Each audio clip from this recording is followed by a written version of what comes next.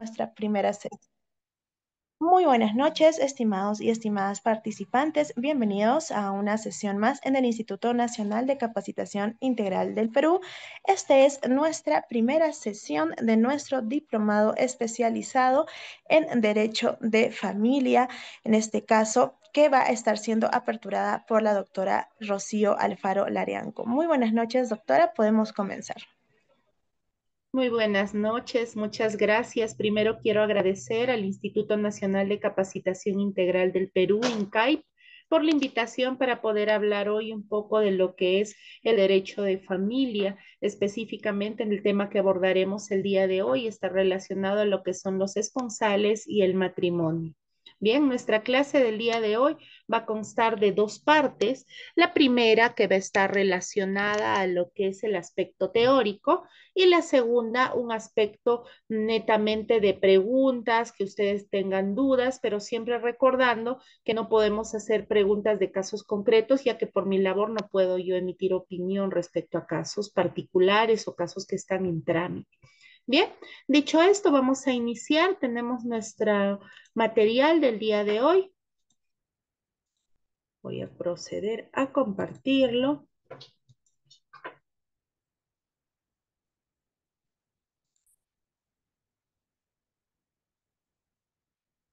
Bien, tenemos nuestro tema de hoy que nos va a hablar específicamente de lo que son los esponsales y el matrimonio.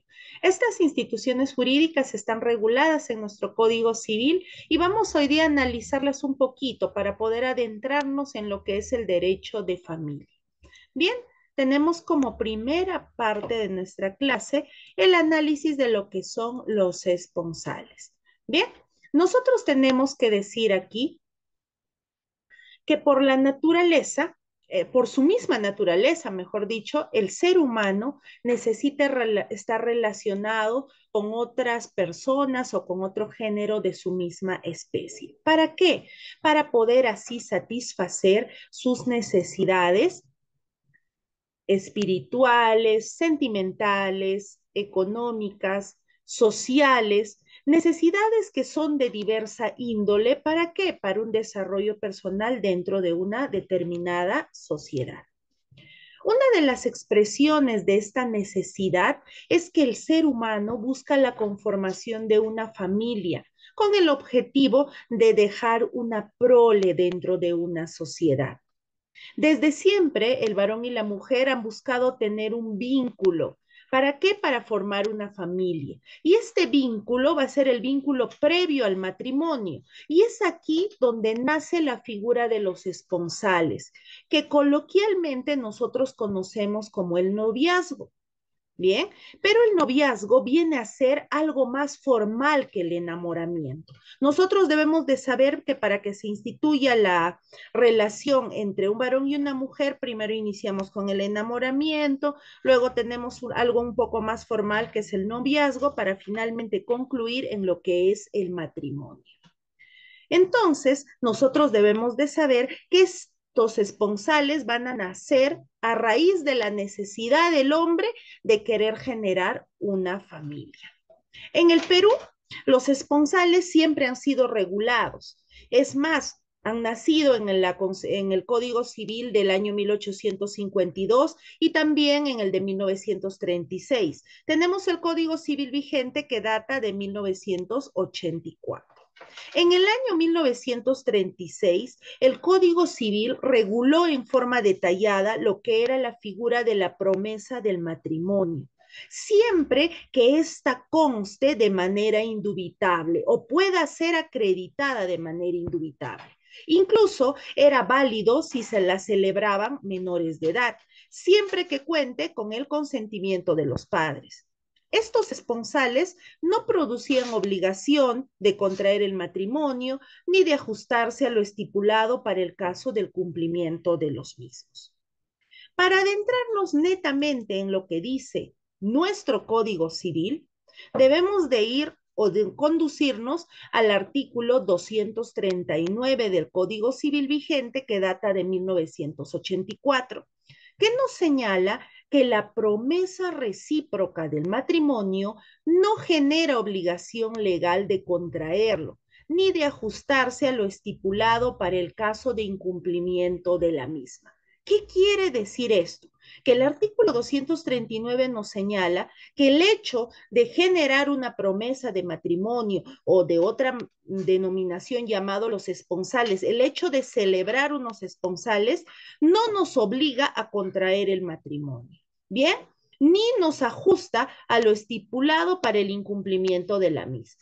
Entonces, nosotros entenderemos por esponsales al acto por el cual las partes interesadas prometen recíproca y libremente casarse. Y por lo tanto, al tener la promesa de casamiento, asumen obligaciones mutuas, como es el pago de los gastos matrimoniales, el pago del ajuar de la novia, la compra o alquiler de inmuebles, muebles y todos los gastos que demande celebrar un matrimonio y planificar la vida en común. Evidentemente, los esponsales no exigen una forma pública o una solemnidad, siendo normalmente provenientes de la manifestación verbal de los novios, así como no será necesaria la fijación de un plazo mínimo para que se celebre el matrimonio. Recordemos que los esponsales o la promesa recíproca del matrimonio es un acto voluntario, es un acto espontáneo, planificado entre dos personas, un varón y una mujer, para que éste se materialice en lo que es el matrimonio. Pero estos esponsales no necesariamente podrían celebrarse de palabra, también podrían celebrarse de manera escrita, porque nuestra legislación no prevé una formalidad para ella. Pueden existir dos novios que digan, vamos a formalizar nuestro enamoramiento en un noviazgo y vamos a suscribir un documento por el cual nos obligamos a hacer los preparativos para el matrimonio. ¿Sería válido? Sí, pero este documento solo constituiría una prueba de la promesa del matrimonio. Ahora, los esponsales no generan la obligación de celebrarse el matrimonio, ni tampoco pueden exigir la estipulación de un plazo para la celebración del mismo, sino por el contrario, solamente es una promesa que asume uno de los contrayentes de celebrar el matrimonio. Es fundamental subrayar que la promesa del matrimonio no afecta de ningún modo la libertad de casarse, ya que la razón de la propia existencia del matrimonio es la libertad que tienen los contrayentes para asumir obligaciones que genera este instituto jurídico, que es el matrimonio. De hecho, la promesa del matrimonio no puede servir como un instrumento de coerción para obligar a uno o ambos novios a casarse. ¿Por qué? Porque la institución del matrimonio está estipulada en nuestra legislación como una unión voluntaria, concertada entre un varón y una mujer, siempre y cuando estos dos estén aptos para formalizar el matrimonio. ¿Y cómo van a estar aptos? Cuando cumplan los requisitos y no estén impedidos por lo que señala el Código Civil. ¿Con qué objetivo? Con el objetivo de hacer una vida en común.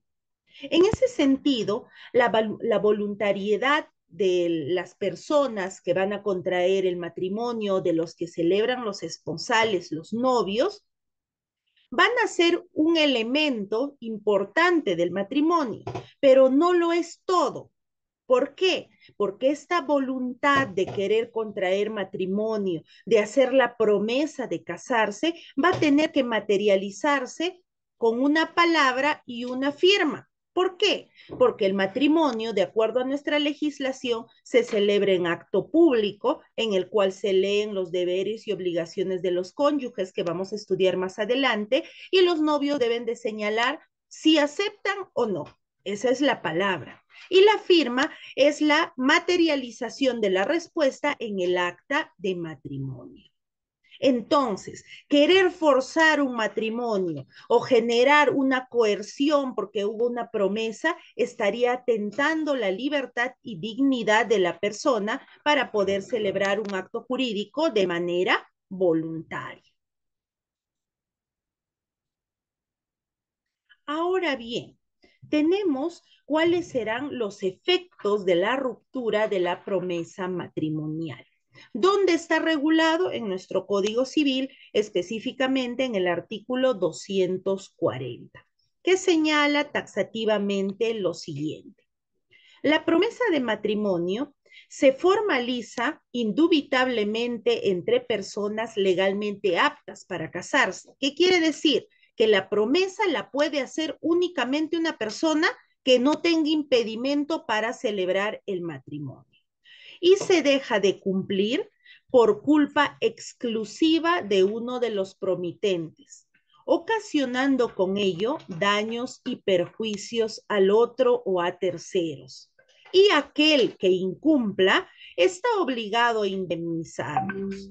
La acción debe interponerse dentro del plazo de 1 año a partir de la ruptura de la promesa. Dentro del mismo plazo, cada uno de los prometidos puede revocar las donaciones que haya hecho a favor del otro por razón de matrimonio proyectado. Cuando no sea posible la restitución, se observará lo prescrito en el artículo 1635, que está relacionado a los efectos de invalidación de la donación. Entonces, cuando se hayan celebrado los esponsales, que es la promesa de un matrimonio, y uno de los contrayentes rompiese esa promesa, el novio afectado podría interponer una acción indemnizatoria, teniendo un plazo de 1 año a partir de la ruptura de la promesa. Y también podrá revocar las donaciones que haya hecho a favor de su novio con el objetivo de celebrar el matrimonio. Cuando la norma nos habla de la formalización indubitable, a mi parecer nos revela la necesidad de reconocibilidad del contexto social. Es decir, el matrimonio tendría que ser efectuado utilizando una formalidad que permita que se pueda verificar o que permita que no exista duda en su celebración. Como por ejemplo, los esponsales podrían celebrarse o la promesa de matrimonio a través de escritura pública, un documento privado con firma legalizada ante notario público, o podría ser oralmente ante un público específico. ¿Por qué? Porque este público podría constituirse en testigo ante un futuro rompimiento de promesa de matrimonio, en el cual el perjudicado tenga que interponer una demanda de indemnización y tenga que ofrecer como testigos de la promesa de matrimonio a estas personas ante las cuales el novio que no se casó le haya prometido el matrimonio. En síntesis, es viable cualquier formalidad que permita una probanza fehaciente de su existencia, así como la concordancia entre la actividad de los sujetos intervinientes y la declaración emitida. Por ejemplo, no se tendría la declaración cuando ésta haya sido emitida en estado de perturbación o inconsciencia, o cuando se constate la presencia de un lapsus linguae, que es un error involuntario que se comete al hablar. Deberíamos nosotros, para poder acreditar la promesa del matrimonio, presentar medios de prueba en los cuales los promitentes se encuentren dentro de sus facultades. No podrían estar en estado de perturbación o inconsciencia o cualquier otro estado que no les permita manifestar claramente su intención de contraer matrimonio. Si advertimos que solo uno de los cónyuges es el que incurre en culpa al rehusarse al matrimonio, causando daño de naturaleza patrimonial o extrapatrimonial al otro cónyuge, que se denominará inocente, o a terceros, bien, se podrá interponer una demanda de indemnización dependiendo qué es lo que requiera o qué es lo que busca el novio perjudicado o los terceros perjudicados con el rompimiento de esta promesa. Entonces, la responsabilidad de tener que indemnizar en un futuro proceso de indemnización recaerá sobre quien se niegue a contraer el matrimonio, cuando en esta actitud exista culpa. Bien, para decirlo en palabras de nuestra legislación nacional, deberá de existir una acción dolosa o culposa que causará un daño a quien estaba prometido a casarse. Por lo tanto, deberá esta persona que por dolo o culpa incumple su promesa de matrimonio indemnizarlo al amparo del artículo 1969 del Código Civil. Entonces, para que se pueda interponer esta demanda indemnizatoria cuando se rompen los esponsales o se rompe la promesa del matrimonio, será necesario que la persona que haya sufrido el daño lo pruebe, para lo cual se deberá de necesitar la relación causal entre la ruptura y el daño causado. Yo, como novio perjudicado o como tercero perjudicado con la no celebración del matrimonio, deberé de acreditar la relación causal para la pretensión indemnizatoria, debiendo establecer cuál es el nexo causal entre la ruptura de la promesa del matrimonio y el daño que yo pretendo que se me indemnice.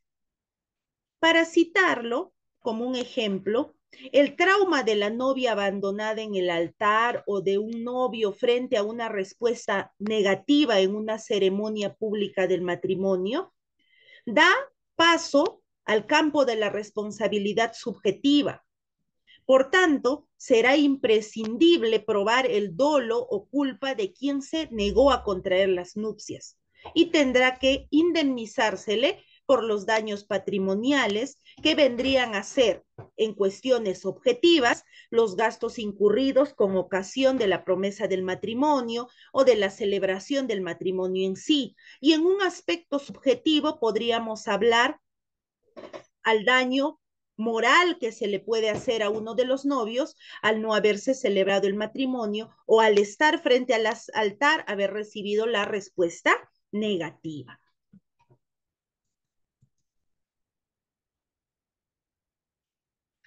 Dicho esto, después de haber analizado lo que son los esponsales, que es la promesa que tienen los novios de contraer matrimonio, y ante la ruptura, que el perjudicado podría interponer una demanda indemnizatoria, vamos a pasar a analizar lo que es el matrimonio.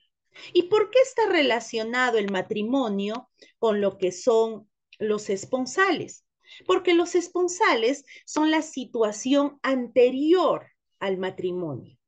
Vamos en un orden específico. Tenemos la relación de enamorados, que por el solo hecho de ser un ser humano, una persona, busca siempre generar una prole, por lo tanto, se juntan voluntariamente en relación de enamoramiento, un varón y una mujer. Posterior a ello, tenemos lo que son los esponsales o promesa indubitable de matrimonio, por la cual los novios, bien, se prometen casarse. Hemos visto qué ocurre cuando uno de ellos, ya sea por dolo o culpa, incumple con esta promesa. Le da pie o apertura al novio perjudicado o terceros la posibilidad de interponer una demanda de indemnización. Bien, siempre y cuando se acredite indubitablemente la promesa de matrimonio y siempre y cuando se acredite en el proceso de indemnización el nexo causal entre la negativa a casarse y los daños que se le ha ocasionado a este novio o tercera persona. Pero ¿qué ocurre si no se rompe los esponsales, si no se celebre el matrimonio? Para ello vamos a analizar esta figura y es que es un tema mucho más amplio que el anterior porque vamos a analizar sus características y cuáles son los requisitos para su celebración.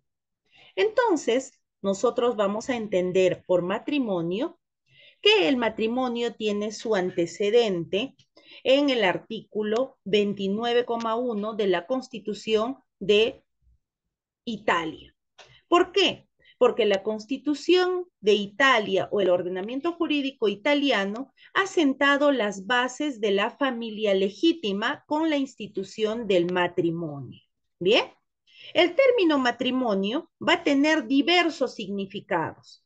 Va a indicar bien el acto o la relación jurídica, pero ambos van a encontrar en el acto la fuente de su celebración. Va a tener ciertos requisitos para que sea válido, como son la manifestación de voluntad del hombre y la mujer.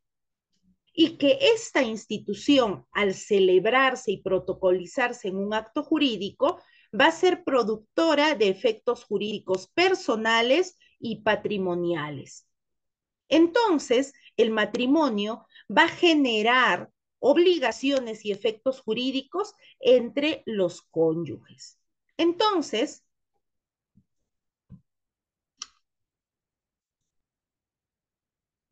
vamos a hablar, vamos a hablar que en nuestro país no está permitido todavía lo que es el matrimonio entre dos personas del mismo sexo, porque nuestra legislación señala taxativamente que se requiere de la diversidad de sexos para celebrar un matrimonio. ¿Qué quiere decir?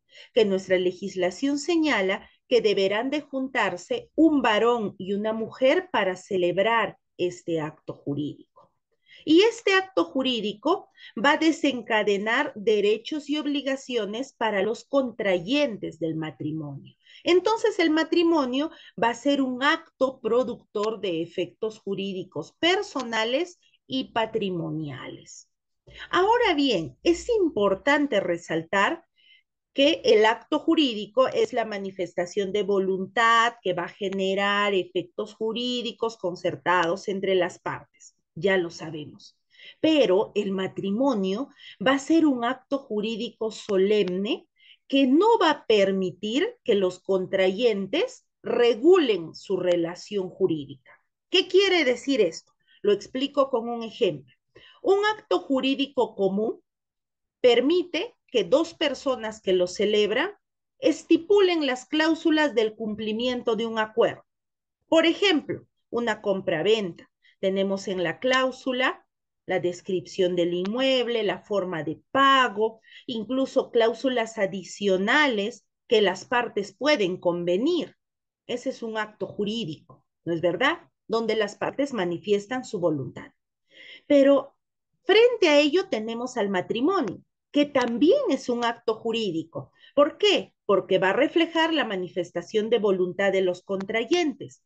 Pero a diferencia de otros actos jurídicos, en este los contrayentes no van a poder estipular cómo va a celebrarse este acto jurídico, sino esta institución se va a celebrar bajo las normas de nuestro Código Civil. ¿Por qué? Porque los contrayentes se someterán a lo ya estipulado por la ley. Bien, avanzamos y debemos de saber que la institución del matrimonio está regulada en el artículo 234 del Código Civil, que señala que el matrimonio es la unión voluntaria y concertada de un varón y una mujer. Y este varón y esta mujer deberán de estar legalmente aptos para celebrar el matrimonio y formalizarla con sujeción a las disposiciones del Código Civil. ¿A fin de qué? A fin de hacer vida en común. El marido y la mujer, el varón y la mujer que contraen matrimonio, tendrán en el hogar autoridad, consideraciones, derechos, deberes y responsabilidades igualitarias.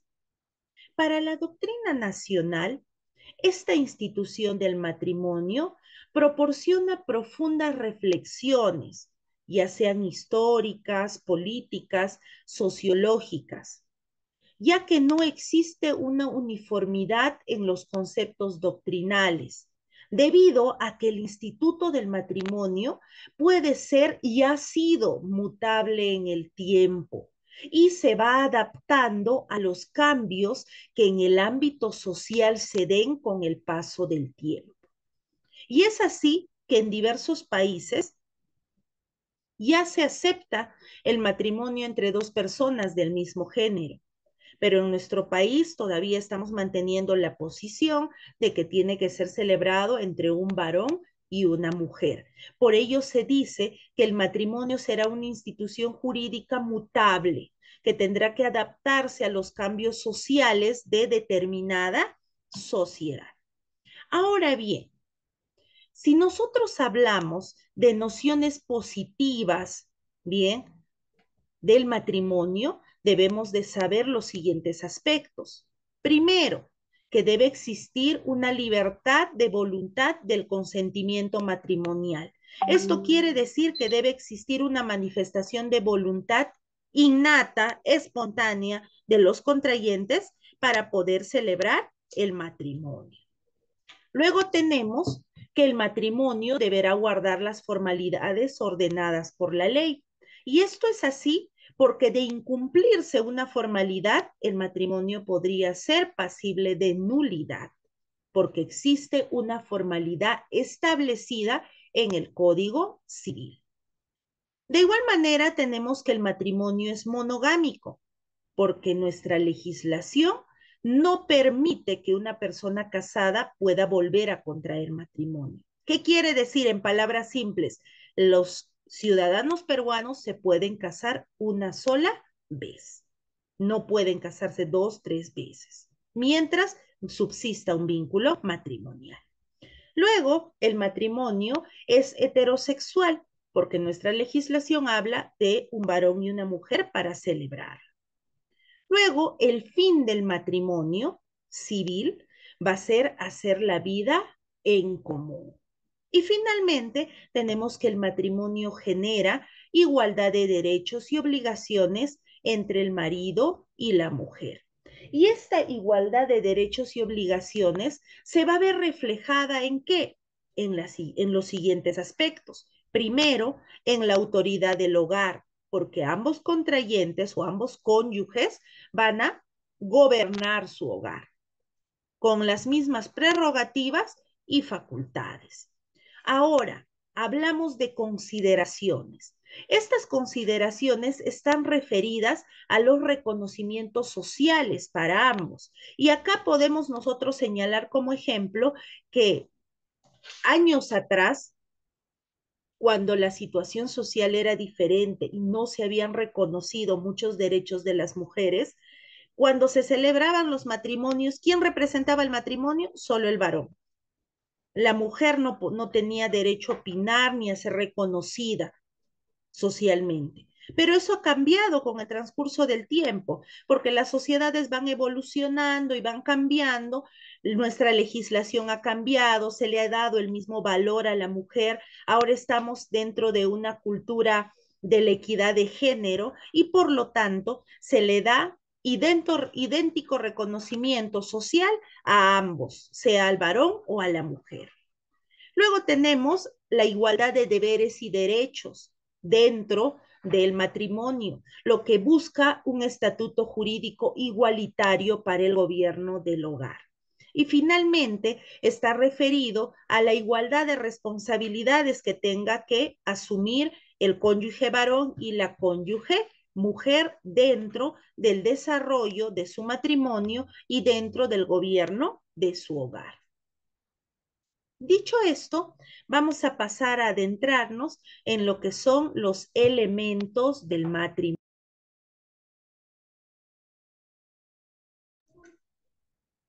Entonces, el primer elemento del matrimonio va a ser que la unión debe ser voluntaria.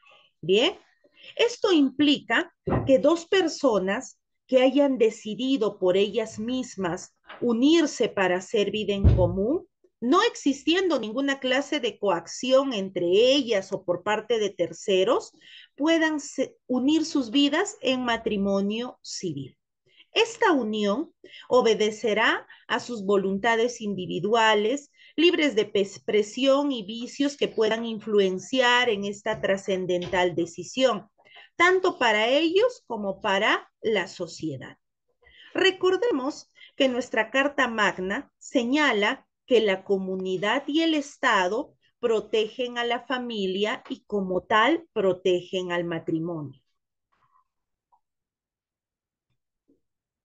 No olvidemos que el artículo 6 de la Constitución señala que es una política de Estado promover el matrimonio y promover la paternidad y maternidad responsable, explicando taxativamente que son los progenitores, los padres, los cónyuges, los responsables de la manutención de los hijos y de su protección.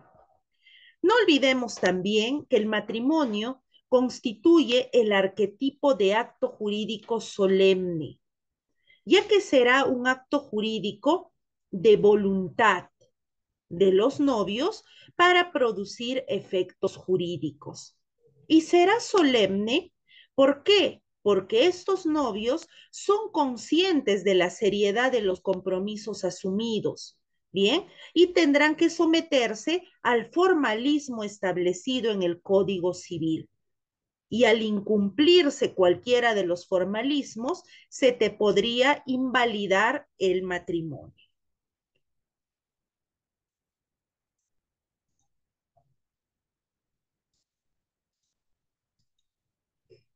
Pasamos a analizar el siguiente elemento y es que la unión sea entre un varón y una mujer. El matrimonio dentro de la legislación peruana implica la heterosexualidad de la pareja, que voluntariamente, libre de coacción, decide celebrar un matrimonio o deciden unirse para hacer vida en común. No obstante, cabe resaltar que a la fecha diversos países han aceptado el matrimonio entre personas homosexuales o del mismo sexo. Bien, y esto se debe a los cambios legislativos que ocurren en diversos países respecto a esta institución jurídica. Por ejemplo, para citar algunos países en los cuales se permite el matrimonio entre personas del mismo sexo, podemos citar a los Estados Unidos, a México o a Argentina. Países en los cuales, a raíz de los cambios legislativos, permiten la celebración del matrimonio civil entre personas del mismo sexo. Sin embargo, dentro de nuestra legislación, aún no está permitido ello. Bien, y es más, la iniciativa o el deseo de contraer matrimonio entre dos personas del mismo sexo podría incluso considerarse como un atentado a las buenas costumbres. ¿Por qué? Porque no está legislado dentro de nuestro Código Civil. Porque a la luz del artículo quinto del título preliminar y el artículo 219, inciso 8 del Código Civil, esta característica de no regulación podría ser considerada como un atentado a nuestra legislación. Bien, porque si bien es cierto, nuestra legislación habla taxativamente del varón y la mujer para unirse en matrimonio, el hecho que dos personas del mismo sexo pretendan celebrarlo ya estaría contraviniendo una legislación que regula las relaciones interpersonales dentro de nuestro país. Pero es este aspecto el cual ha generado y ha dividido la doctrina en diversos países, ¿bien? Como por ejemplo en Brasil. En Brasil, la doctrina mayoritaria considera la diversidad de sexos, ¿bien? Más allá que una característica o requisito para celebrar el matrimonio. Gran parte de los juristas creen que el matrimonio entre personas del mismo sexo, ¿bien? Podría ser considerado válido o podría ser considerado inexistente. Ahora sí, avanzamos al siguiente elemento y es que el varón y la mujer sean legalmente aptos. Bien, Para contraer matrimonio civil dentro del Perú, es necesario que los contrayentes tengan determinados requisitos legales, positivos o negativos. Hablamos de requisitos positivos cuando yo debo de cumplir con lo que establece la norma para estar apto para casarme. Y hablamos de requisitos negativos cuando yo no debo de estar impedido de acuerdo a las estipulaciones de la legislación. Estos requisitos resultan siendo prohibiciones legales, tradicionalmente conocidas como los impedimentos legales. Y es allí cuando falta alguno de estos supuestos o requisitos que se dice que esta persona está impedido para el matrimonio. Así pues, el mismo problema se designa con el nombre de condiciones para celebrar el matrimonio, si se le estudia desde el aspecto positivo. Y si se le estudia desde la faz negativa, estaremos hablando de lo que son los impedimentos matrimoniales. Entonces, si una persona, varón o mujer, requiera o tenga el deseo de celebrar un matrimonio, deberá de verificar si cumple los requisitos que establece la ley para estar considerado como apto y que no esté incurso dentro de las causales de impedimentos matrimoniales.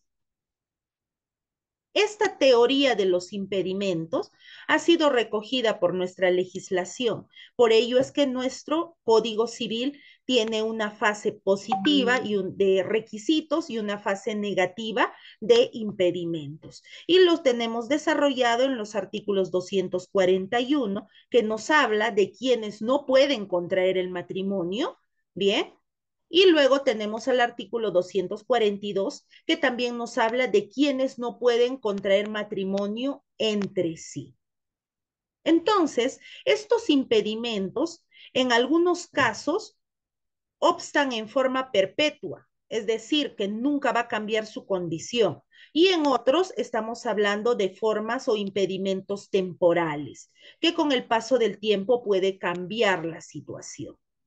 Por tanto, cuando hablamos de la aptitud que deben de tener los futuros contrayentes, se hace alusión a los requisitos legales con los que debe de contar la pareja para contraer un matrimonio válido y que estos contrayentes no se encuentren dentro de incursos en la lista de impedimentos para poder celebrar el acto jurídico del matrimonio.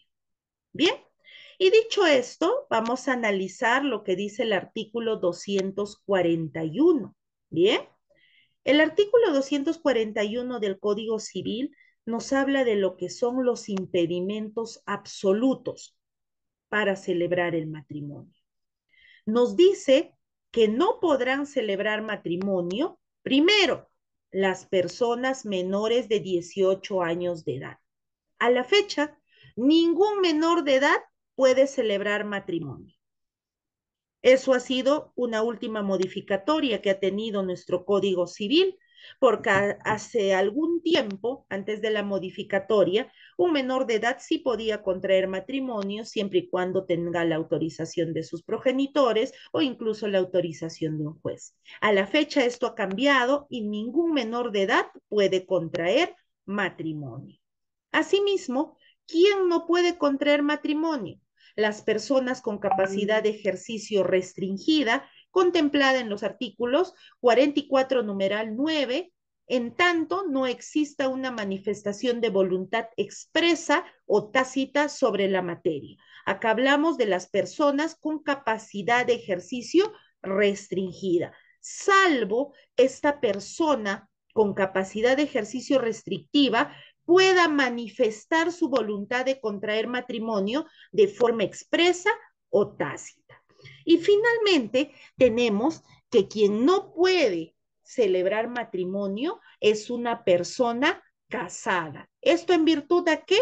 En virtud a que el matrimonio en el Perú es monogámico, es decir, me puedo casar una sola vez. Avanzamos y vamos a pasar a ver lo que son los impedimentos relativos. Pues bien, estos impedimentos relativos están relacionados a que los contrayentes no podrían celebrar el matrimonio si se encontrasen en alguno de estos casos. Es decir, las personas que no pueden contraer matrimonio entre sí son las siguientes. No pueden casarse entre sí los consanguíneos en línea recta. ¿Esto qué significa? Que no podrá casarse un padre con un hijo o un abuelo con un nieto, porque estamos hablando de consanguíneos en línea recta. Bien, tampoco podrán casarse los consanguíneos en línea colateral dentro del segundo y tercer grado. ¿Qué quiere decir? No podrán casarse los hermanos. Bien, no podrá casarse el tío con el sobrino, no podrá casarse. Luego también tenemos que no pueden casarse los afines en línea recta. Luego tampoco podrán casarse los afines en el segundo grado de la línea colateral. Bien, cuando el matrimonio que produjo la afinidad se disolvió por divorcio y el excónyuge vive. Tampoco podrán casarse el adoptante y el adoptado y sus familiares en líneas y dentro de los grados señalados en los incisos 1 al 4. Tampoco podrán casarse entre sí el condenado como partícipe en el homicidio doloso de uno de los cónyuges, ni el procesado por esta causa con el sobreviviente. Tampoco podrán casarse el raptor con la raptada o a la inversa mientras subsiste el rapto o exista una retención violenta. Entonces, como podemos ver, tenemos los impedimentos absolutos y tenemos lo que son los impedimentos relativos. Ahora bien, ¿cuál será la formalidad para celebrar el matrimonio? Para celebrar el matrimonio, deberán de estar unidos una pareja, un varón y una mujer. ¿Bien? Entonces, esta unión, ¿bien? Antes de que se firme el papel, solo es considerada como una unión de hecho. Y cuando se firme el acta del matrimonio o el papel que coloquialmente llamamos, bien, este matrimonio se va a formalizar y ya se va a constituir en una institución. Entonces, el establecimiento y constitución del matrimonio están unidos a una forma que debe cumplirse. Y esta forma es la conocida teoría de la celebración matrimonial. Y es de aquí que concluimos que no todas las uniones son matrimonios. Bien, no todas las uniones de pareja son matrimonios, porque requiere de una formalidad para que sea declarado matrimonio.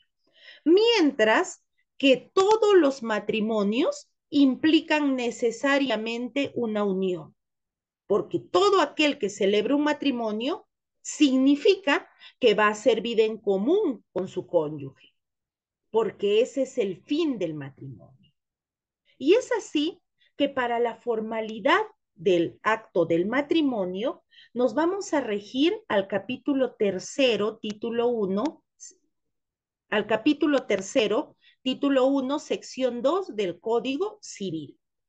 Al capítulo tercero, ¿por qué? Porque nos habla de la celebración del matrimonio. El título 1 nos habla del matrimonio como acto. La sección 2 nos habla de la sociedad conyugal y el libro tercero nos habla del derecho de familia. Es decir, si nosotros en nuestra legislación queremos saber dónde se encuentra estipulado todo lo relacionado al matrimonio, deberemos de conducirnos al artículo 248 al 268 del Código Civil. Recordemos que si bien las partes pueden decidir libremente manifestar su voluntad con miras a celebrar el acto jurídico que es el matrimonio, ellas no podrán regular su contenido. Es decir, los celebrantes del matrimonio o los novios que se van a casar no cuentan con libertad contractual, no cuentan con libertad de configuración interna del acto jurídico, lo cual es una particularidad o característica de los negocios jurídicos, porque en los negocios jurídicos las partes pueden poner las cláusulas que quieran, pueden configurar el acto jurídico conforme ellas quieran. En otras palabras, la autonomía privada en el matrimonio es restringida, porque yo, como ser humano, como persona con capacidad de ejercicio, tengo autonomía privada de la voluntad. Sí, la autonomía privada de la voluntad referida a que puedo regular los actos jurídicos que deseo celebrar. Pero en el caso del matrimonio, esta autonomía privada de la voluntad va a ser restringida a la celebración. Solo podré decidir si me caso o no, ya que no podré determinar el acto o el contenido del acto, porque este acto ya viene predeterminado por ley. ¿Y dónde está establecido? En el Código Civil de los artículos 248 al 268. Otro elemento importante del matrimonio es que se haga vida en común. Bien, esto significa que los cónyuges deberán de compartir, deberán de entregarse mutuamente a fin de lograr la integración de la familia sustentado en vivencias conjuntas. Esta unidad conyugal está referido a la permanencia de los cónyuges bajo un mismo techo, compartir una misma mesa, compartir un mismo destino. Bien, y esto no solamente significa gozar de las excelencias o vivencias positivas del hogar conyugal, sino también está relacionado a soportar el peso de la vida marital y las complicaciones y muchas veces controversias que se generan dentro del desarrollo del matrimonio. Para la doctrina francesa, el deber de cohabitación impone a los cónyuges una comunidad de vida tradicionalmente concebida como compartir lo mismo, que es comer, beber, dormir juntos en lo que parece ser una unión, que no es otra cosa que el matrimonio. Por lo tanto, hacer vida en común implica que los cónyuges tengan la convivencia, que compartan los alimentos y siempre está relacionada la palabra compartir alimentos porque es una de las obligaciones que adquieren los cónyuges el de asistirse mutuamente. Bien, entonces estos cónyuges durante la convivencia no solo comerán juntos, o se preocuparán de la alimentación uno del otro, sino deberán de compartir el mismo lecho, deberán de partir con sus hijos y deberán de repartirse equitativamente las obligaciones que les correspondan del hogar. Todo a partir del amor y la afección que la pareja se tiene. Pero cuando nosotros vemos que esta comprensión, amor, se va desvaneciendo en el tiempo o hace que la vida en común sea insoportable, esto desencadenará que la pareja se separe y luego que se celebre un divorcio, que es el fin de la institución del matrimonio. Pasamos a ver otro elemento y es que los cónyuges dentro del matrimonio tienen igualdad de derechos y obligaciones entre sí. ¿Y dónde dice eso? Porque siempre hablamos de la igualdad en el matrimonio. ¿Dónde está estipulado? La respuesta es en el artículo 290 del Código Civil peruano.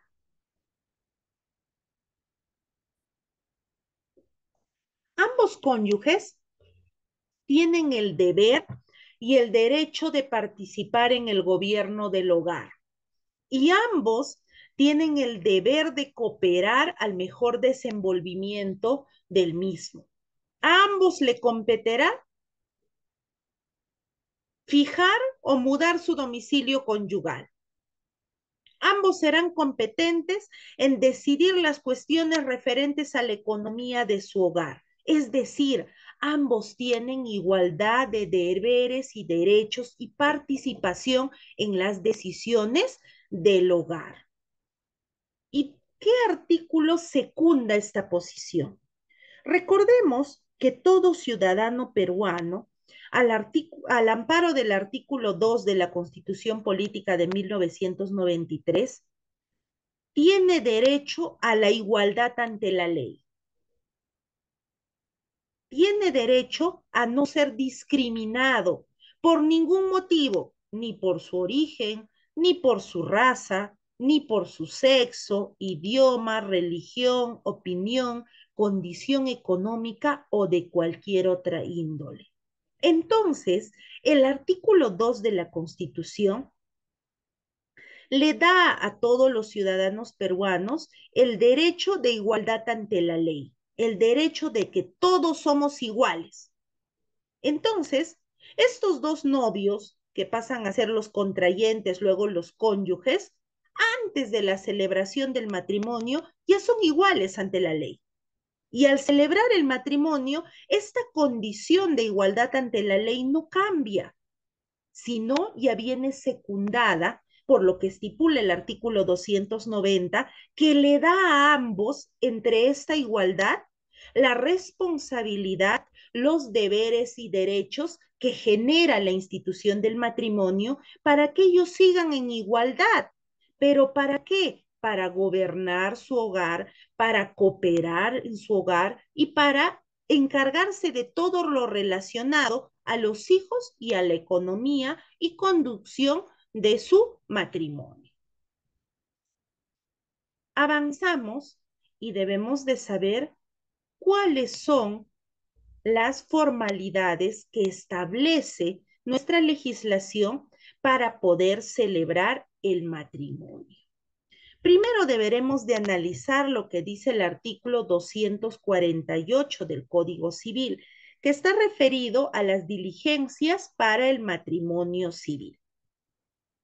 Y nos dice que quienes pretendan contraer matrimonio civil lo deberán de declarar oralmente o por escrito.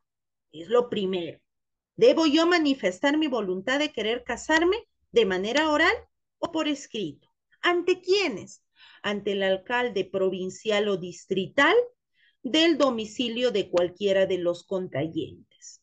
Bien, y asimismo se podrá contraer matrimonio civil ante notario de la provincia del domicilio de cualquiera de los contrayentes. Este primer párrafo del artículo 248 nos habla de la competencia de la persona que puede celebrar el matrimonio. Nos dice que podremos casarnos ante el alcalde provincial o distrital, ya sea de la jurisdicción del domicilio de la mujer o del varón. Y si no quiero casarme ante un alcalde, puedo optar por la otra opción, que es casarme ante un notario público, que también puede ser de la jurisdicción del domicilio de la mujer o del varón. Deberé de acompañar copias certificadas de las partidas de nacimiento de los contrayentes y la prueba del domicilio o certificado domiciliario. Y también se deberá de adjuntar un certificado médico, que no deberá de tener como fecha la anterior a los 30 días de la fecha de presentación. Este certificado médico, bien, va a acreditar que uno de los contrayentes no esté impedido de celebrar el matrimonio al amparo del artículo 241 y 243. El 241 en el aspecto médico, bien, tendrá que acreditar que esta persona goza de capacidad para poder celebrar un matrimonio, es decir, que no padece de algún trastorno o incapacidad que le permita discernir libremente para celebrar el matrimonio. Bien, Otro aspecto de la celebración del matrimonio es que quien desee casarse deberá de presentar dos testigos mayor de edad. Y la ley nos dice que estos testigos deberán de conocer a los contrayentes hasta con 3 años antes de la fecha de celebración, quienes depondrán bajo juramento respecto a si existe o no algún impedimento para la celebración del matrimonio. Si los contrayentes deciden que el varón traiga dos testigos y la mujer dos testigos, ese matrimonio tendrá 4 testigos.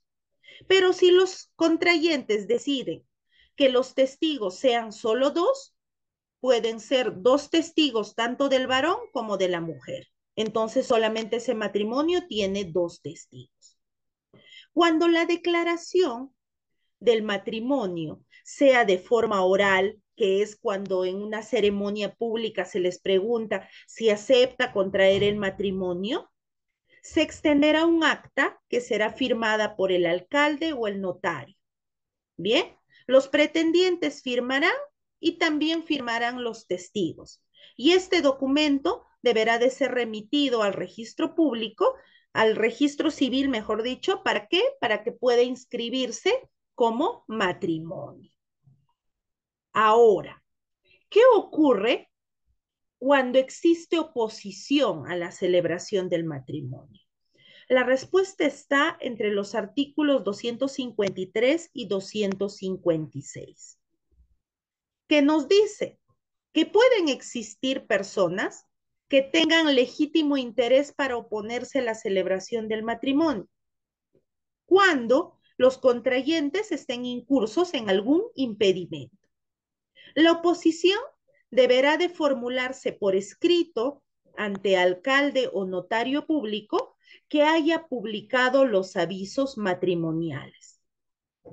Si la oposición no se funda en causal legal, el alcalde o notario la rechazará de plano, sin admitir recurso alguno. Pero si se fundase en causa legal y los pretendientes negaran su existencia, el alcalde o notario lo deberá de remitir al juez. ¿Y a qué juez se remitirá? Se remite al juez del paz letrado de la jurisdicción donde se iba a celebrar el matrimonio. Recibido el expediente o el expedientillo por parte del alcalde o el notario, el juez de paz letrado le requerirá al oponente para que interponga su demanda en el plazo de 5 días. Vencido dicho plazo, sin que el oponente haya planteado la demanda, se archivará definitivamente lo actuado.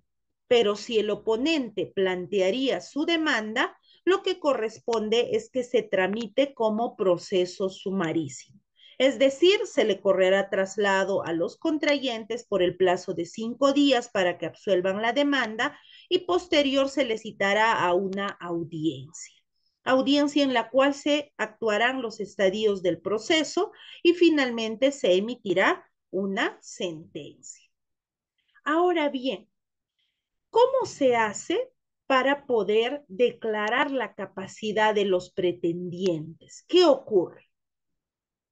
Transcurrido el plazo señalado para la publicación de los avisos, sin que se haya producido oposición o se haya desestimado esta, el alcalde o el notario declara la capacidad de los pretendientes. Es decir, yo presento mi solicitud para casarme, se efectúan los avisos matrimoniales y vencido el plazo, me declaran capaz para poder casarme. Y es a partir de esta declaratoria de capacidad para poder casarme que es que yo puedo decidir casarme en cualquier fecha en los siguientes 4 meses. Bien, si el alcalde o notario tuviese tuviese noticia de algún impedimento o si los documentos presentados o la información producida no le resultase claramente acreditada o se pondría en duda la capacidad de los pretendientes, lo remitirá al juez quien con citación del Ministerio Público resolverá lo conveniente en el plazo de 3 días. Bien, entonces, sabemos que me declaran capaz para poder casarme. Tengo 4 meses para celebrar mi matrimonio. Si en este tiempo se presenta una noticia o documento respecto a la capacidad de los contrayentes, el juez deberá de remitir lo actuado al juez para que éste resuelva en el plazo de 3 días con la citación del Ministerio Público. Es lo que nos dice el artículo 258. Ahora bien, respecto a la celebración del matrimonio en sí, el matrimonio debe celebrarse públicamente, ya sea en la municipalidad o en la notaría, y puede ser celebrado ya sea por el alcalde o el notario, quien, al haber recibido la declaración y comparecencia de los contrayentes en presencia de 2 testigos mayores de edad, celebra el matrimonio. El alcalde y el notario, en ceremonia pública, deberá de leer los artículos 287,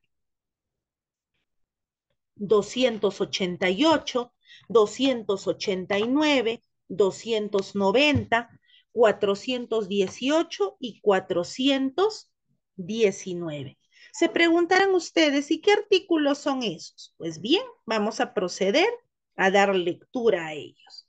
El artículo 287 nos habla de las obligaciones comunes de los cónyuges frente a sus hijos. Y nos dice que los cónyuges se obligan mutuamente por el hecho del matrimonio a alimentar y educar a sus hijos. Por su parte, el artículo 288 nos habla de los deberes de los cónyuges de fidelidad y asistencia y señala que los cónyuges se deben recíprocamente fidelidad y asistencia mientras dure el vínculo matrimonial. El artículo 289 señala el deber de cohabitación de los cónyuges, ya que es deber de ambos cónyuges hacer vida en común en el domicilio conyugal. El juez podrá suspender este deber siempre y cuando su cumplimiento ponga en grave peligro la vida, la salud o el honor de cualquiera de los cónyuges o la actividad económica de la cual depende el sostenimiento de la familia. El artículo 290 nos habla de la igualdad en el gobierno del hogar y nos señala que ambos cónyuges tienen el deber y el derecho de participar en el gobierno del hogar y de cooperar al mejor desenvolvimiento del mismo. A ambos cónyuges les compete igualmente fijar y mudar el domicilio conyugal y decidir las cuestiones referentes a la economía del hogar. Por su parte, el artículo 418 nos habla de lo que es la patria potestad y señala que por la patria potestad los padres tienen el deber y derecho de cuidar de la persona y bienes de sus hijos menores. El artículo 419 nos habla del ejercicio conjunto que ejercen los cónyuges respecto a la patria potestad de sus hijos. Y señala que la patria potestad se ejerce conjuntamente por el padre y la madre durante el matrimonio, correspondiendo a ambos la representación legal del hijo. Entonces, una vez que el alcalde o notario lee estos artículos, le preguntará a cada uno de los pretendientes si persiste en su voluntad de contraer matrimonio civil. Si ambos respondieran afirmativamente, el alcalde o notario extenderá el acta de matrimonio, la cual deberá de ser firmada por el alcalde o notario, los contrayentes y testigos. Ahora bien, respecto a la persona facultada para celebrar el matrimonio, sabemos que de lo dicho anteriormente puede ser un alcalde o el notario. Pero en el caso de los alcaldes, sabemos que por sus múltiples funciones ediles, no siempre se encuentran presentes en la municipalidad. Entonces, el alcalde, al amparo del artículo 260 del Código Civil, puede delegar por escrito la facultad de celebrar el matrimonio a regidores, funcionarios municipales, directores o jefes de hospitales o establecimientos análogos. Es decir, el alcalde puede delegar a cualquier funcionario para que celebre el matrimonio. En cambio, la función notarial es exclusiva e indelegable. ¿Qué quiere decir? Que si tú decides casarte a nivel notarial, sí y solo sí podrá celebrar el matrimonio el notario público, siendo indelegable su función. Ahora bien, ya sea que el notario haya celebrado el matrimonio o el alcalde, deberán de remitirlo a la Oficina de Registro y Estado Civil dentro del plazo de 48 horas para que se proceda al registro correspondiente. ¿Bien?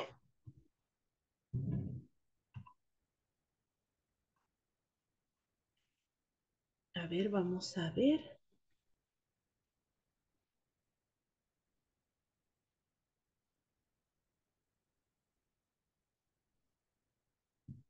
Aquí ya pasamos a lo que es el régimen patrimonial, que es tema de nuestra siguiente clase.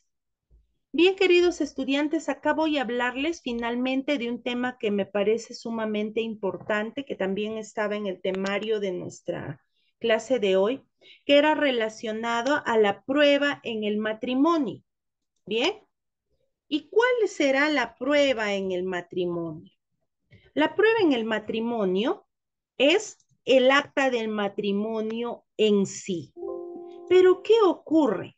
Que en muchos casos el acta de matrimonio puede haberse extraviado o que el registro civil puede haberse incendiado y no existe un documento que acredite este matrimonio, ¿no es verdad? En estos casos se podrá acreditar el matrimonio con un documento que pueda certificar que estas dos personas hayan celebrado vida en común. Y también podrá acreditarse con documentos en los cuales se haya establecido que esta pareja había celebrado un matrimonio. Por ejemplo, escrituras públicas, actos jurídicos que ambos hubiesen celebrado a nombre de la sociedad conyugal. Bien, vamos entonces, habiendo terminado lo que es el aspecto teórico, pasar a responder las preguntas que tuviesen los estudiantes, pudiendo levantar la mano o si no, podríamos pasar a leer las preguntas del chat. Quedo atenta, por favor, a las indicaciones que tenga el moderador.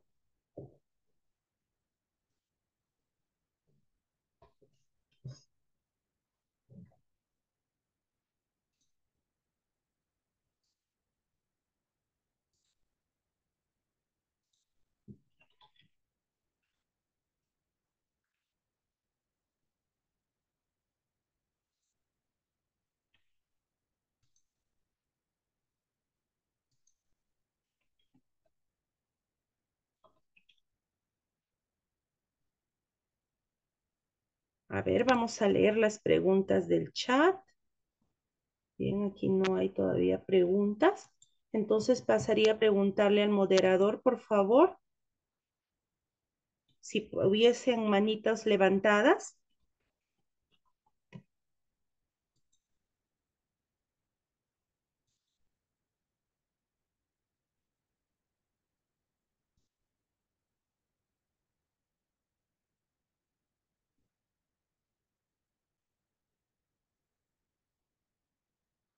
Y creo que no tenemos preguntas.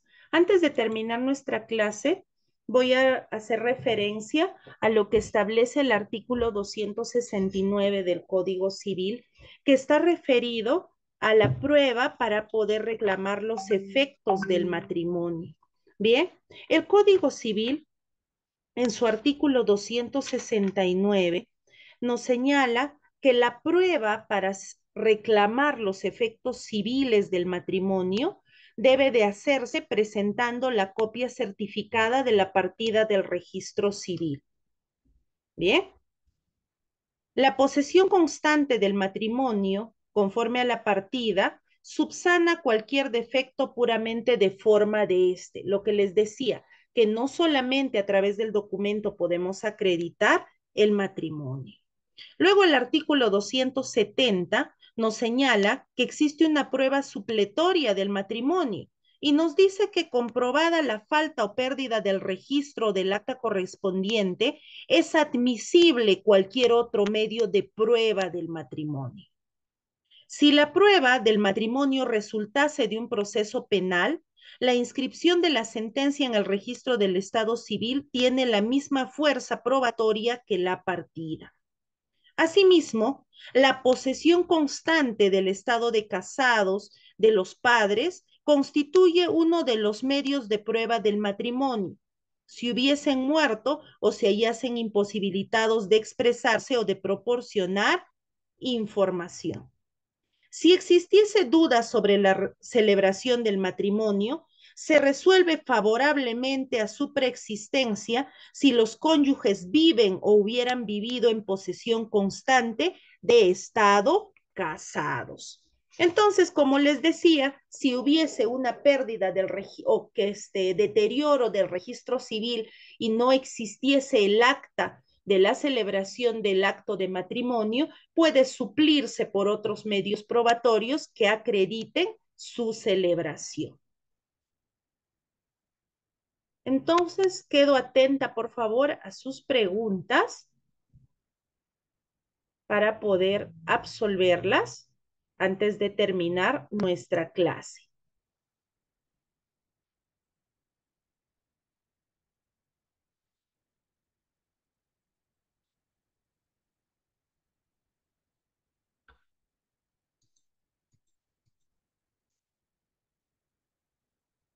Bien, queridos estudiantes, no teniendo preguntas el día de hoy, entiendo que ha quedado todo claro en la clase del día de hoy. Les agradezco a todos ustedes por haber asistido a la clase que ha organizado INCAI respecto a lo que es este curso especializado en Derecho de Familia y los invito a poder acompañarnos en la siguiente sesión que se realizará el día viernes 29 a las 8 de la noche.